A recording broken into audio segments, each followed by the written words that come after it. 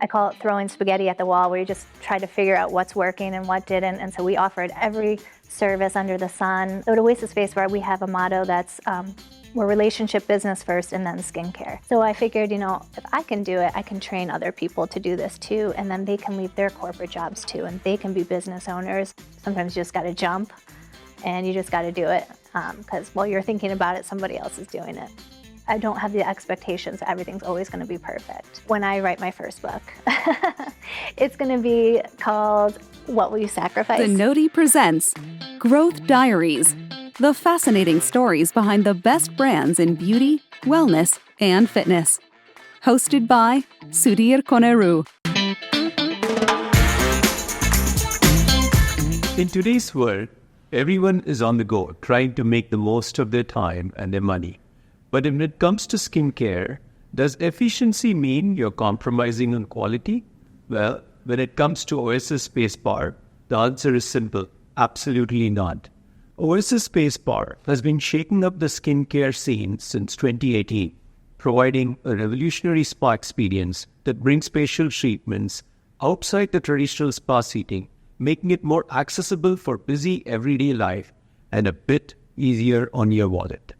Oasis Face Bar founder Molly Lyons' motto for the brand is simple: provide guests with a casual environment where they can receive exceptional holistic skincare without a hefty price tag. Skincare doesn't have to be a dream-out, pampered luxury available at a spa. It's safe to say Molly's time has been well spent, with 17 plus locations across the US and counting. And here to detail how she founded and continued to expand the franchise is the founder herself. Welcome to Growth Diaries, Molly. Thank you. So I really wanted to start off with learning about your, original story around you while you are today called Oasis, Skin Bar, whereas when you first started your business, it was a different business. Do you want to first start off with how did you get your first store and how did that get going, kind of stuff? Sure. Thank you for having me. It was very humbling for me, so I appreciate it. I guess to back up a little bit further, I was a career changer. So I was never in skincare before. So I was pre-med, and then I realized blood and all that was not for me. So I landed in Chicago right after graduation, and it was in the stock market. So I spent about 10 years in the stock market working for a startup company, and we traded options. So I had absolutely nothing to do with skincare. And then I moved to Columbus to be close to my family, where, again, switched careers. And I had just been getting facials from a woman, and I loved it. And I was just a little bit tired of the daily grind. So I decided, I always knew I wanted to open a business. I just didn't know what it would be. And so that's interesting. So you're saying basically, as you just shared, you went to business school and then were doing the stock trading thing. So that's a radical shift from saying, business school and then go be an esthetician kind of stuff. So I got my MBA in Chicago. And it was actually focused in marketing, which marketing back then was like TV ads. Very different than what it is today. So I actually never worked in marketing. I always knew I wanted to own a business, and I was thinking more along the lines of a boutique or something like that. But then I quickly realized that service was probably the way to go. And then I fell into the skincare, mostly because I struggled myself with my skin issues like acne and stuff. So one day I just decided I was going to quit my job and go back and become an esthetician against everyone's recommendations. So I went ahead and I took the leap. So I actually went through aesthetic school, and the minute I graduated, I opened up Skin Oasis. That was in 2013. And I had that for about 5 years. And I call it throwing spaghetti at the wall, where you just try to figure out what's working and what didn't. And so we offered every service under the sun. I learned what my clients liked and what they didn't like. I learned what estheticians were looking for. So really, I had a fantastic training ground of just trying to figure it out. And then in 2018, I was ready to expand, and I had seen an open concept elsewhere. I wish I could take credit for it, but it wasn't me.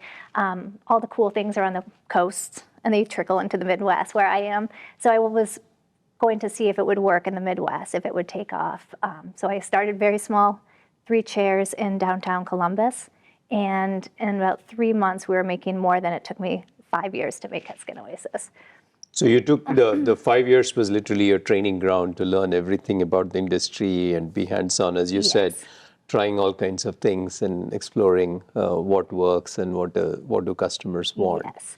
But so your current format, maybe you can expand on that, the format which you finally settled on, which is a 30-minute kind of facial is the core of your business, but it's also more like an open environment. Like it looks like a salon with nice chairs and open environment kind of thing. Yes. And the reason for that, what I learned at Skin Oasis was my clients, and I know maybe not everyone's like my clients were, but they would come in and they would lay down. They didn't want to put on the robe that I put out. They didn't want to get under the covers. They just wanted like what I call the meat of the service, dermaplaning, the chemical peel, things like that. And I wasn't into the massage much anyways. So I was taking all that, and the whole time I would talk to them. And that's kind of unusual in skincare because they're taught to just relax, relax, relax, relax. And you can still chat and have it be relaxing. So for me, the open concept was more to feel like a salon or a nail bar, something like that, where you get to chat with people and you can form those connections. So at Oasis Face Bar, we have a motto that's we're relationship business first and then skincare. And that's how I grew my business at Skin Oasis, was all the relationships. I never marketed. It was all 100% word of mouth. I was book solid, as were my other employees. And but it was the relationships. Cool. So yeah, it's I think the industry in general, I always say that it's always about relationships and building confidence, talking to your clients, etc.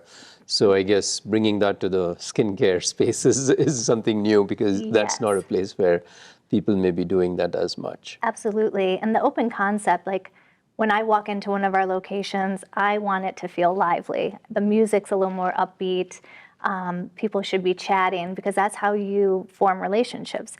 It's really easy to be forgettable if you're not talking to someone. You don't know their name, they're wearing a uniform, things like that. So we don't have uniforms.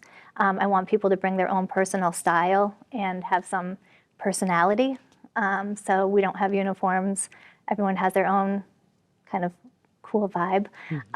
So yeah, it's just different. It's a different feel when you walk in. Hopefully they're all doing it. They should all turn around and welcome you, because when you see that person walk in, you see them. So you have to acknowledge them. And I want it to be very warm and welcoming. So the ambience you've created is, I've seen this kind of in other formats where, like, barbershops designed for men, very social, different vibe, music and everything. And looks like that's kind of what you've created in your place as well. Yes. But I also understand that based on your data that you actually have a lot of men clientele as well in such an ambience. So how has that worked out in getting men to the... We do. It's mostly, I believe, because of the atmosphere and the ambiance of Oasis Face Bar. It seems more like a barbershop, something they're already familiar with, where a traditional spa is dark and sleepy, and they typically make them take off their shirt, and it's a little awkward. They don't know what to talk about. They don't know what they should talk. So we teach our estheticians to be chatty, be chatty, be chatty. So they feel way more comfortable. So it's less intimidating. Plus, they can come with a partner or friends. We do parties. Back in the day, sometimes we'll run like a manly Monday and throw in a little something extra or bourbon. So yeah. The beauty, wellness, and fitness industries touch our lives like no other industry does. And every brand that has succeeded in this industry has a wonderful story behind it. We have stories that engage, stories that we can learn from, stories that inspire all of us. And I'm here to bring you these stories and introduce you to the wonderful people behind these brands. So if you're enjoying this, do press like and hit the bell icon to subscribe, so you'll be the first to know when a new episode comes in. And so when you started the store in 2018, this new format, how did you go about? Did you have to do a lot of marketing, getting the first set of clients? How did that work out? Yeah, so I've done everything just by learning as I go. I already had Skin Oasis, so I knew what I wanted to do. But I got the keys March 1st, and I didn't have a lawyer look over the lease. I didn't know about TI. I didn't know anything. And I was like, can I have like 2 extra weeks? He's like, yeah. So I literally signed Got my keys March 1st, and we were open April 12th. I had 6 weeks. I didn't have a logo, a website. I did everything from scratch. I hired someone to just quick put together a Wix website. And then I hired I had 3 or 4 estheticians, I think, right at first. We did no marketing other than a client of mine was in PR, and she sent out a few press releases. We got tons of organic, people were coming to us and wanting to learn more. Then we were in a local magazine. And then shortly after that, Easton Mall, which is like a big outdoor live, work, play. I mean, it's huge in Columbus, Ohio. They came to me, they wanted me in their area. So I knew I was onto something pretty big. So once you're in a Eastern Mall kind of stuff, I guess you get a lot of foot traffic, and that itself causes a lot of people. I've heard this as well. A lot of people feel that if you pick the right real estate, then the foot traffic also inherently helps. Kind of thing. Yeah. I actually never did end up in Easton. And so I opened in 2018, but I was prepping to franchise pretty early on. Instead, I ended up going to Cincinnati and practice or trying it there. I wanted to try another market. But Easton, they came back around, and it was March 30th of 2020. It was Friday the 13th. I had the lease in my hand, and I'm like, and it was right before the shutdowns.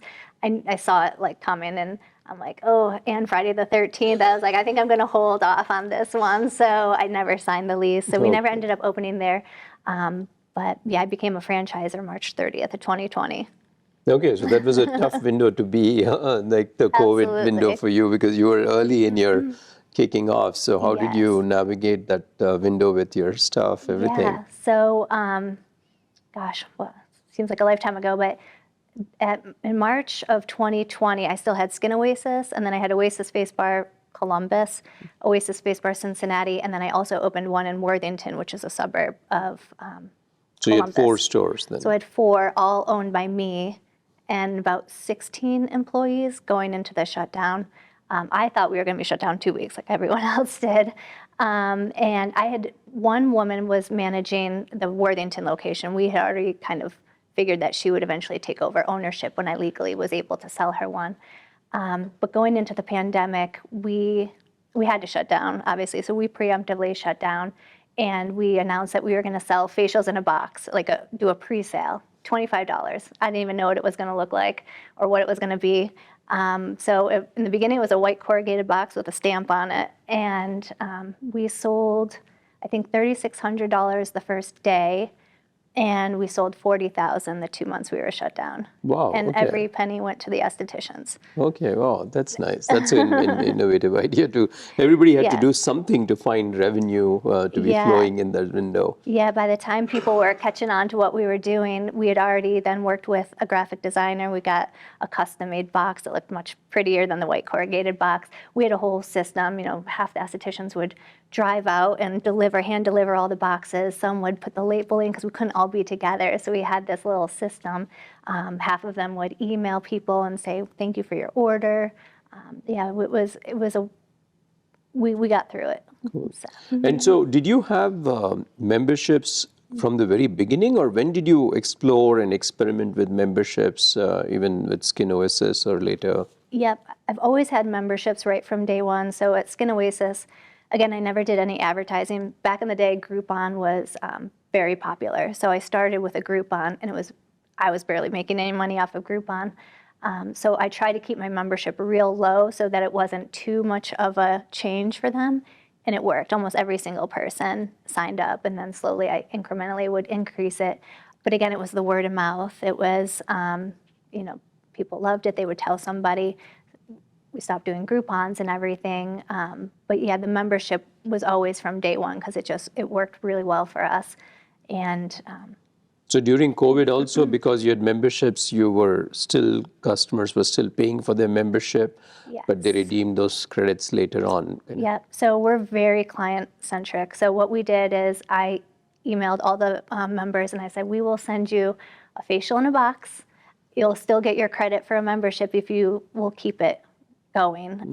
And then that's what we did. We would send them facials in a box. They loved it. We shipped them out. I mean, we shipped them to every single state in the United States. They were sending them to nurses in New York. And I put in a little, want a franchise? That type of thing in all the boxes. But But yeah, I don't think we barely lost any members during that time. And then, of course, when we reopened, some people didn't want to come back. We're open concept. It was steam going from one client to, it was the worst case scenario for an open concept spa, but we got through it just fine. And then, of course, some people would have 10 credits maybe and then be like, can I have a party now?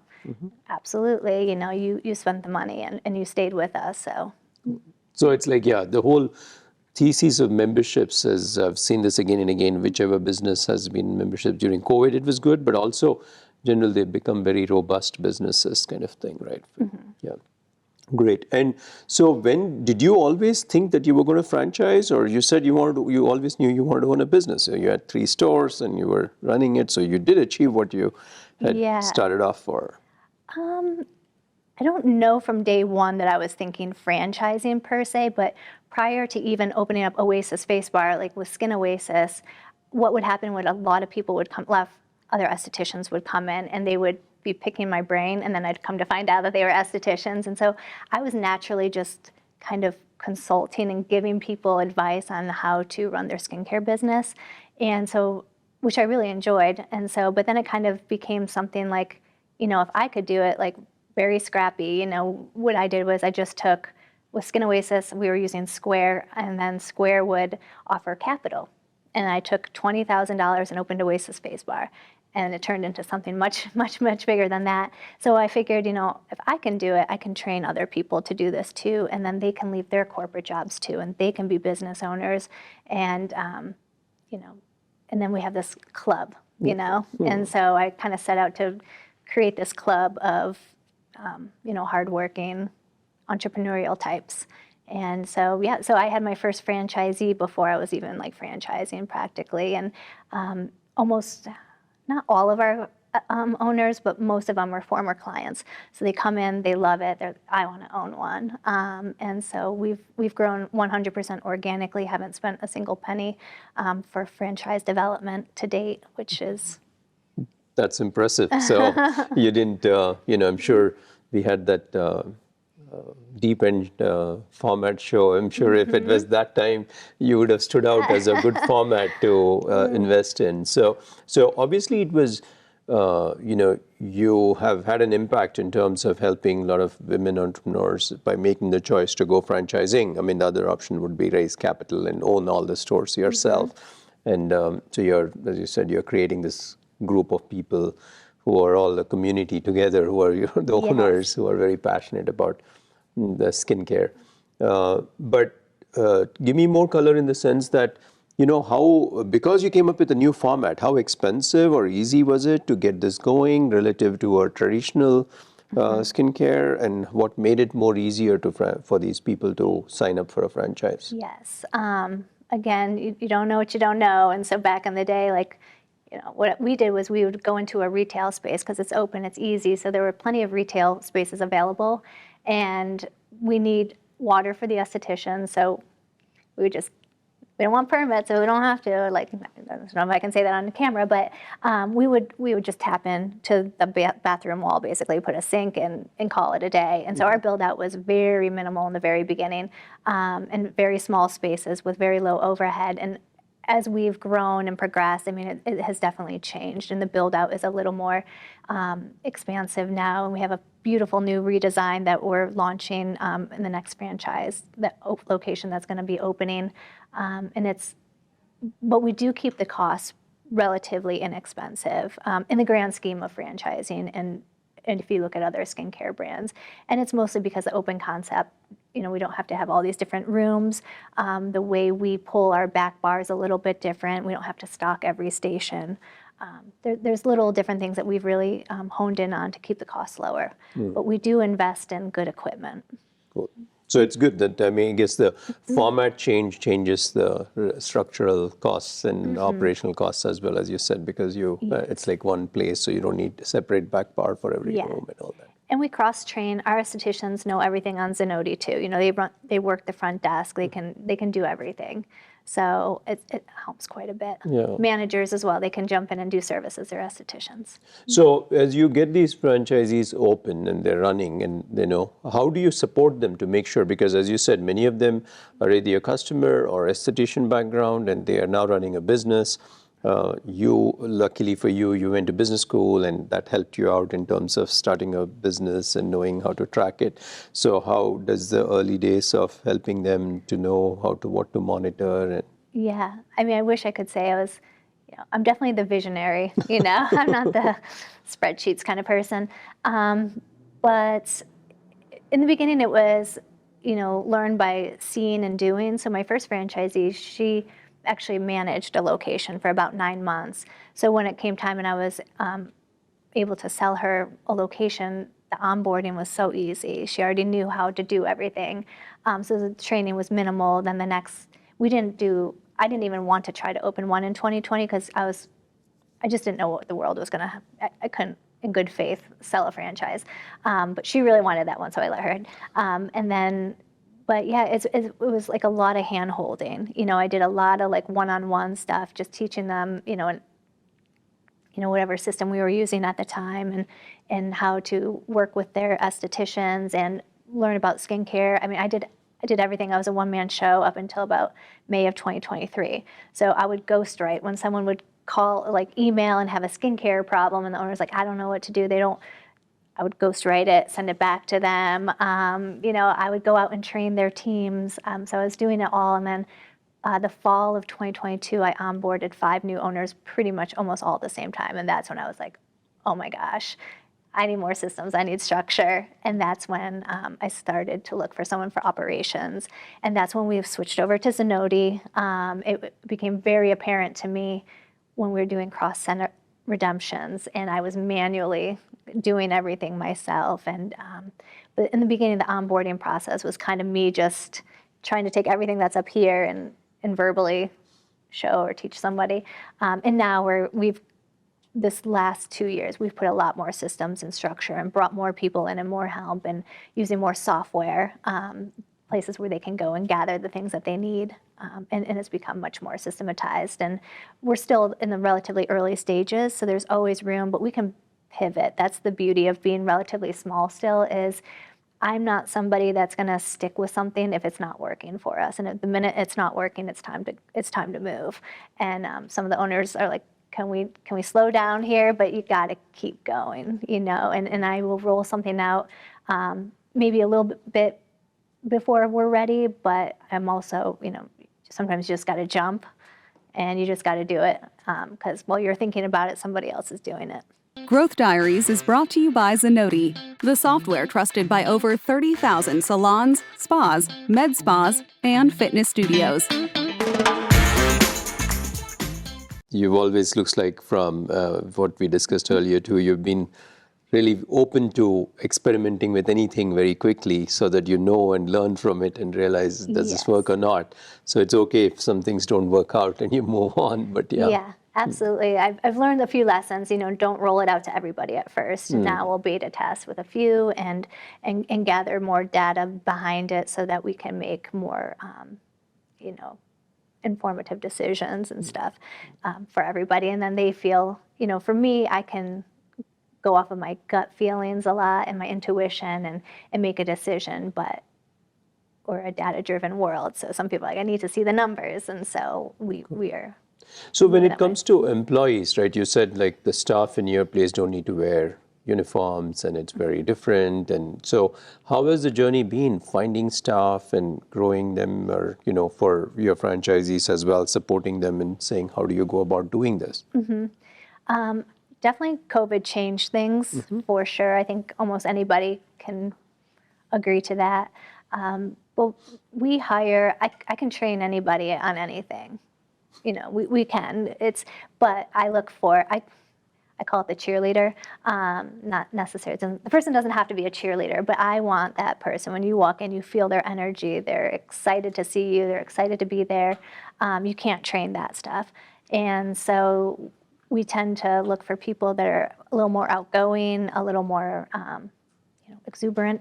But I think, the the training aspect and retention. The other thing within aesthetics is it's very linear. There's not a whole lot of upward mobility. You can go from, a spa to a med spa to owning your own place possibly, but not a whole lot of like upward mobility. So we try to create that at a unit level and as an organization. So we're going to be rolling out some things here soon to allow estheticians from our whole company to start moving up the ranks, so to speak. Oh, nice. So it's interesting. Even yesterday, I was at this session with the Ritz-Carlton person where he said, when you're hiring, it's not for competency, but it's the personality and nature of the person, the attitude that they bring to the table. Absolutely. So I think more people should practice that well in the interviews.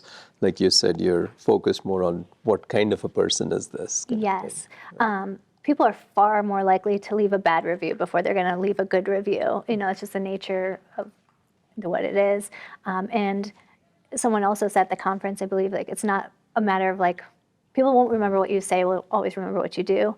And I've had complaints about estheticians, and it's usually not about, if they even got nicked with a dermaplane blade or things like that. It's usually like the front desk person, whoever answered the phone was rude, or the esthetician, maybe said something, or it's more how they made them feel. So as you've expanded, you obviously, you started off in Ohio, but now you're in multiple states and multiple cities, and, some people could choose to concentrate in different places, but how has this choice of different places happened for you? Yeah, I would love to say there was a strategy behind it, but the states chose me, kind of, how it worked. So again, it went back to a lot of people that experienced Oasis Face Bar. So Cincinnati, a client in Cincinnati moved to Nashville, and she said, we don't have anything like this, and we need one. So Lindsay opened up the Nashville location, and then a former colleague of mine and his wife were out in Scottsdale, and they posted something on Facebook. I'm like, go check out my place. And they're like, that's yours? We walked right by it, and my wife said she needed a facial, and so she went, and afterwards she contacted me, and she's like, I love this, we need it in Chicago. And her twin sister ended up opening up the 2 Chicago locations that we have, and so it's been 100% organic, but I wouldn't actually go to choose that. I mean, I love the cities we're in. We're in Austin and Raleigh and Nashville and Scottsdale and Miami, so we're in fantastic markets, but they chose me. And moving forward, we have strategies around how we want to continue to grow, but it's been completely just people going, loving it, and then wanting to own one. Cool. And typically, what % of your revenue comes from memberships, and how do I'm assuming there's certain levels at which the store becomes safe to operate from a financials perspective once you've achieved a certain member level, etc. Yep. So all the because everyone's in such different stages right now. If you look at our more established locations, their memberships can be quite high. Our best is probably a 75%, I would say, and then others a little bit less than that. And then a newer location, of course, they just haven't had the time to build that up. The first year, I try to prep every owner that first year is critical. And once you get through there, it's much, much better. And we keep our overhead as low as we possibly can. So from a retail perspective, what have you done in terms of products for your customers? So for products, we have our own branded label that we will use in Back Bar, and then we retail it as well. And we have a few other partnerships that we work with for skincare lines. And we're learning, too, that clients, if they want a brand, they want a brand, and so we're going to offer that for them. Where in the past sometimes there's a little bit of an uphill battle. So how did you go about learning about how to build the right product? When you're doing private label and you have to make this choice, you have to get educated about it. Again, a lot of different things. I think it goes back to like my pre-med science nerdy days. I love skincare. I love the science behind it. I love ingredients. I love learning, people will talk about vitamin A, and I'm like, well, is it, retinoic acid? Is it retinol palmitate? All the different, how many conversions does it take? And so I love all the skincare. And mostly it's been self-taught. The schools will get you far enough to get your license, but beyond that, you have to just learn it yourself. So in the early days, I would go any type of training or anything extra that I could get, I would consume it all, read every book. Have you done any planning which says how big can this idea or concept be in terms of size and scale? Because this is a new concept. It's not there in every city yet and all that. I definitely see the potential for some major growth just because of the interest that I've been getting lately and the opportunities that have been coming our way. So I definitely foresee us. And now we're at a place now where we can, I have not grown as fast as we probably could, mostly because I knew we had some work to do internally. We had to get some more systems in place so that we could support a franchisee properly. I did have some people come to me and they would have been fantastic, but we just weren't ready for that. And now we are, and we're bringing on, we have a team of people. Actually, we're working with some people that work with Well Infused, and they're the ones that won. So we actually work with the same people. So we're positioning ourselves now. Yeah, but I guess you also did it all organically, completely on your own, right? So I think that requires some patience as well, rather than rushing into things. So. Yes, and you learn everything. When you're one person, you learn how to do every aspect of the business. So I actually trademarked Oasis Face Bar. I didn't know what I was doing. I took a gamble, but I did it correctly. I don't recommend people doing that. But I learned, when it came time for the FDD and the audit and stuff, I needed to learn more about accounting. So I'm like, okay, what's this ASC 606? What are all these things? And so I just learned as I went along, and I would consumed everything along the way. Or I talked to another group and, okay, they do that. Maybe we're not competitors or something, but I can take things that other people are, and I'm like, okay, mental note, and but I've done it all, and it has been helpful because now I can speak to it to a new owner, and now I'm ready to pass off a lot of things and focus more. Yeah, and that's one thing I've seen always with entrepreneurs who get into early stages of the business. They're very good listeners and observers, and they're absorbing things wherever they go, as long because it's very important that you keep learning, whether, as you said, for retail or for franchise or rules and regulations. So they have to be very good observers and listeners. Yes, So.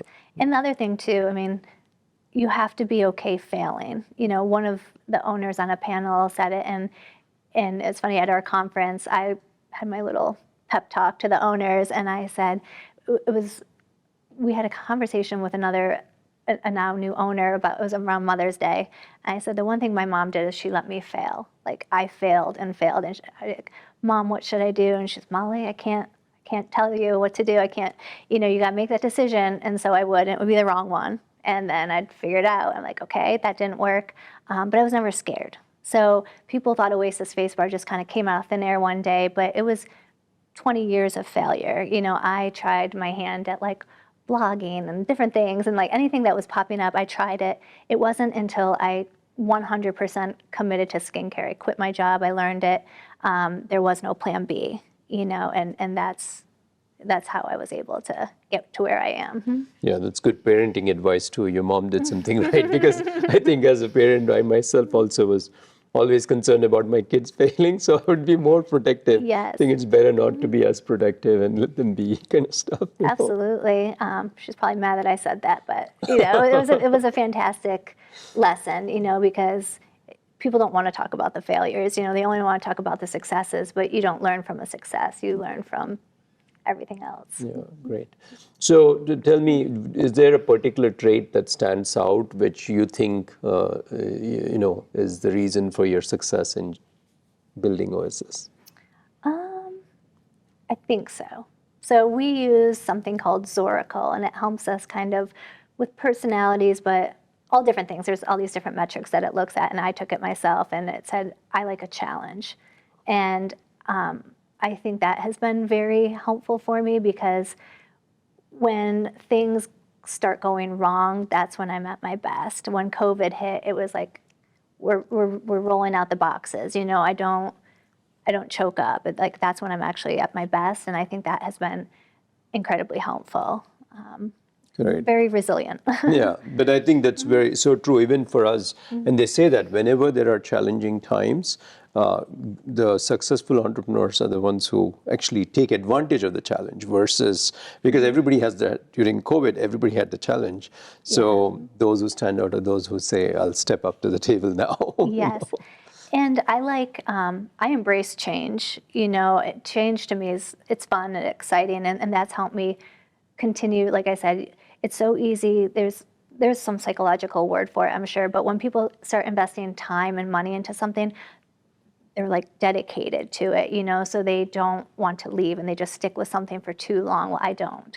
And so it's like, if that's not working, I'm out. But, they'll say people will spend a lot of money on a movie and then they're sitting there and they hate it, but they don't leave because they spent all the money. But I do think embracing change and, being kind of fluid and not so set, I have a lot of perfectionists in my family of owners and everything. And there's no such thing. And if you're hoping for perfection, you're never going to do anything. So I'm a big believer in, like, what's the old saying, perfection is the enemy of good enough type of thing. We're always striving to improve, of course, but I have, I don't have the expectations that everything's always going to be perfect. Yeah, I have the same viewpoint I have, which is to be successful, you really have to accept your current reality. Like, current reality is, okay, I had this brilliant idea, I went off and did this.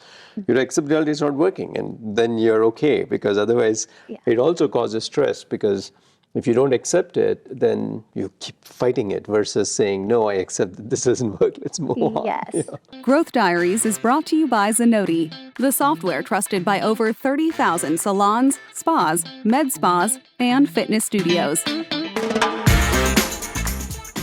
So is there a favorite company that motivates you that you've seen out? Oh, good question. So oddly enough, I don't go on social media, and I don't do any of that, mostly because it's really easy to want to copy people. You see it and you're like, that's a fantastic idea. And so I'm trying to, and you start going and like all of a sudden 3 hours went by. I guess kind of answers your question. One company that always I admired was the company that I worked for when I first got out of college. And it was called Thinkorswim. So I worked on the exchange floor, and then I got recruited off. But they taught me everything. They taught me how to be resilient. There were a lot of men, and so there was screaming, there was money involved, and they were like, Molly, like yelling, cuss words at me, and I'm like, oh my God, they hate me. And at the end of the day, they'd be like, let's go grab a beer. And I was like, okay. But it gave me really tough skin, but I also, again, absorbing everything, I watched them, I learned, and then they were bought out by TD Ameritrade. And so my whole early career was somewhat framed a little bit by that and by them, and Cool. seeing them continue and grow. Cool. And so if you had, in very brief terms, why should someone choose Oasis Face Bar? As a client or a franchisee? As a client. As a client. Again, it's that relationship. One of the other owners on the panel, he was talking about how he was Googling or looking at reviews and being comfortable. For me, it's always been establishing those relationships and making it very personal.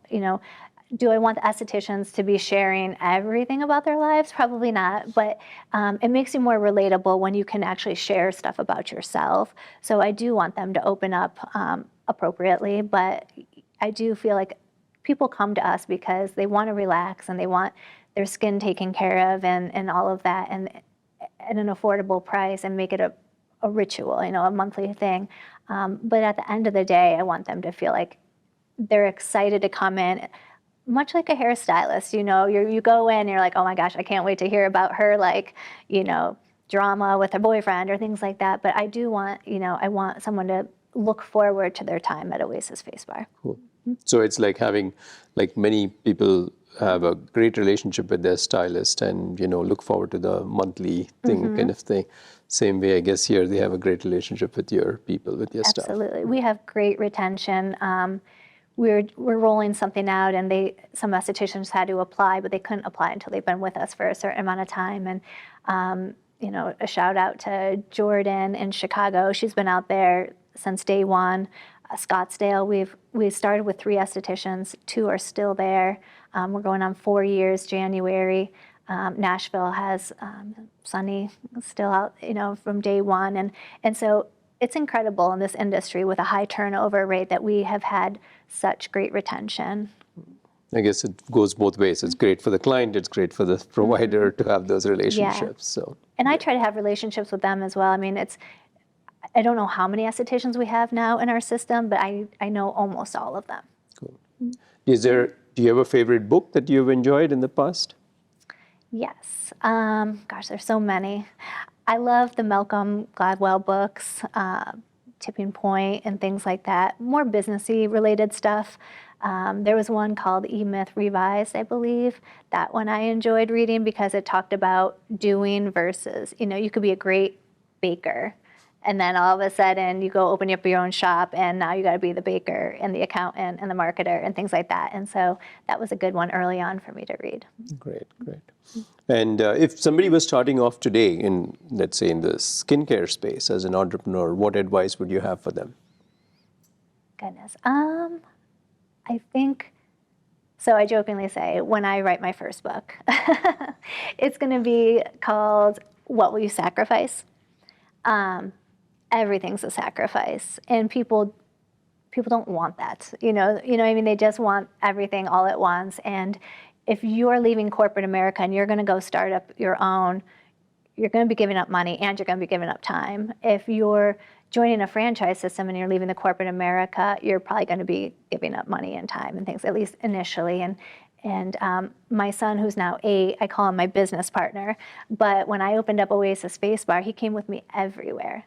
Absolutely everywhere. I would just throw them in the car. I'd have to run dermaplane blades down to Cincinnati. They'd be like, oh, by the way, we're out. And I'm like, and we got 10 services today. I'm like, oh, shoot.